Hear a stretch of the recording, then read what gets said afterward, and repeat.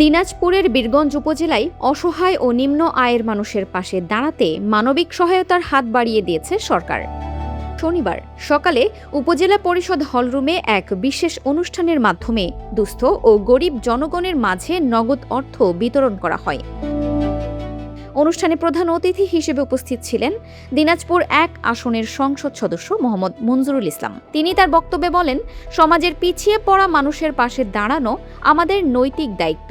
বর্তমান সরকার দরিদ্র জনগোষ্ঠীর জীবন মান উন্নয়নে এবং তাদের সংকট নিরসনে নিরলসভাবে বিভিন্ন কল্যাণমুখী কর্মসূচি বাস্তবায়ন করে যাচ্ছে।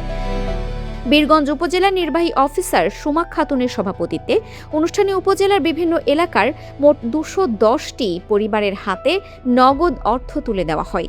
এ সময় প্রত্যেক পরিবারকে ৩,০০০ টাকা করে মোট ৬,৩০,০০০ টাকা প্রদান করা হয়। সহায়তা পেয়ে উপকারভোগীরা তাদের আনন্দ ও কৃতজ্ঞতা প্রকাশ করেছেন। তারা জানান, বর্তমান দ্রব্যমূল্যের বাজারে এই অর্থ তাদের পারিবারিক চাহিদা মেটাতে অনেকটা সহায়ক হবে।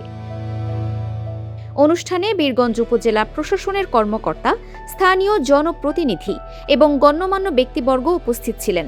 বক্তারা আশা প্রকাশ করেন, এ ধরনের ক্ষুদ্র উদ্যোগগুলো অসহায় মানুষের মনে আত্মবিশ্বাস যোগাবে এবং সমাজে ইতিবাচক প্রভাব ফেলবে। Dinajpur TV multimedia desk.